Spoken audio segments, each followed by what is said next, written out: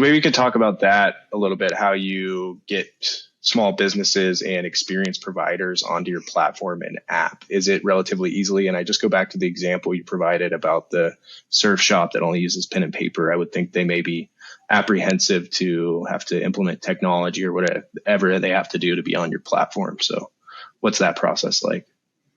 Yeah, it's very simple for vendors because we know that it's not a tech savvy industry, and we want to be conscious of that. But we also want to make sure that these vendors are getting access to this unique group of travelers that are truly traveling to have amazing experiences. So what we've done is we have a software management tool for all of these vendors. They can sign up and get going pretty quickly, whether it's them uploading their inventory, making it bookable, inputting a tour, making that bookable. Like you're allowed, it's pretty, whatever you want to list essentially experience-wise is available. And then it gives you 2 widgets so you can embed those on a Book Direct website. You get listed in the Mount Marketplace. So there's a lot of capabilities for you.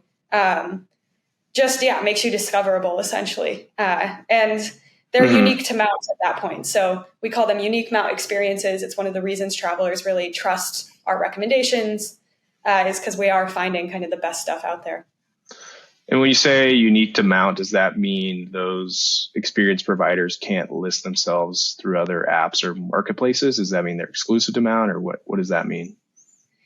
We require 1 to 2 experiences be unique to Mount. So if you're a surf shop taking your surfboard rental and turning it into something that's more of an experience, and that would only be listed on Mount, your surfing inventory can be other places. We don't care about that. We don't want to hinder your business, but the stuff that's being listed on Mount is unique to us. We don't want other people, I think that's the issue with Viator, TripAdvisor, Boku, and all those other ones where even Get Your Guide, like you go, and honestly, this happens with Airbnb properties too. Like you're shopping around to find the best deal because it's listed on so many different places, and then pricing becomes an issue. It loses authenticity, and you're just going for the cheapest price. With Mount, we want you to just know that you're getting the best experience possible, and it's unique to us. Yeah, it's almost as if you're trying to not make it a commodity. The experience is no longer a commodity if you have exclusivity, right? Which I think is really cool. Can we go back to, you mentioned some of them, Viator, others. So if it's not Airbnb experiences, what do you view as your biggest competition? Is there anyone that is doing something very similar to you? I think there's different companies doing different aspects of Mount. Like, we mentioned Airbnb experiences. Get Your Guide is another good example of just like honing in on the way you book experiences. Very European based. And then we have other companies in the short-term rental space. We also have other companies in just the shared economy space. There was one, I don't know if it's around anymore, but it was called Fat Llama, and it was based out of the UK. And it was basically list stuff you have to rent and other people can come rent it. But I think the difference with everything is that they've all started very broad in this huge traveler ecosystem, or just people ecosystem if it's the renting of things. And it's very hard to establish, who you are and what you do if you're trying to service millions, billions of people. And so what Mount has done is we've reversed that. And we're starting very small, which is why we're really only in Airbnb properties right now. So we can start with those travelers, grow those seeds and roots, and then expand from there. Like eventually the goal would be Mount's influencing all travelers. So they're Mount travelers and they're traveling with a backpack, renting everything they need in destination and having these amazing experiences. But we're not starting there. That's the end goal. Okay.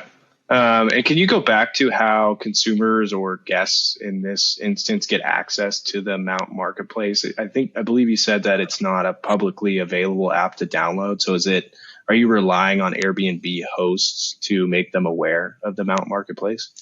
Yeah, as of right now, the Airbnb host is in charge of making the guest aware. So whether that be when you book your property and you get your confirmation email, in there it would say, hey, we're partnered with Mount. Here's our link to our mini marketplace. Go see what we have. And you'll probably get a few more emails or texts like that with the link, just reminding you, like this stuff is available. You should do this. When you get to the property, the host might have put up a flyer or a QR code where it's like, hey, here's all my local recommendations and experiences.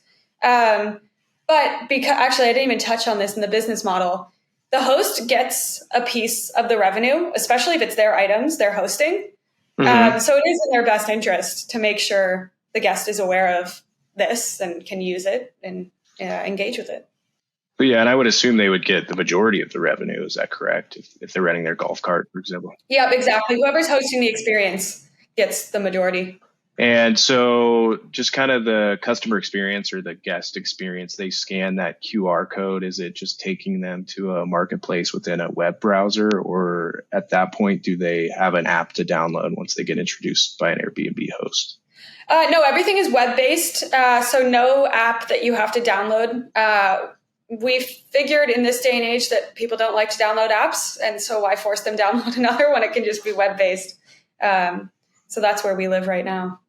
Do you find that guests will book other Airbnbs after discovering Mount and then request that the host use it, or ask like, hey, do you use Mount? Is that kind of how you're growing by word of mouth as well? Yeah, that's a really good observation. And that is one way we grow pretty well, is when a host isn't using Mount, the guest will be like, have you heard of this? Because it was great in my last property. And vice versa too. I mean, hosts will tell travelers about it. Or, well, I guess we already said that, but I guess with like experience providers and such as well. Like if you find a bike shop in town and they're not listing with Mount because they're still pen and paper, the host or traveler will tell them like, hey, you should list on Mount because it makes it easier for us to work with you.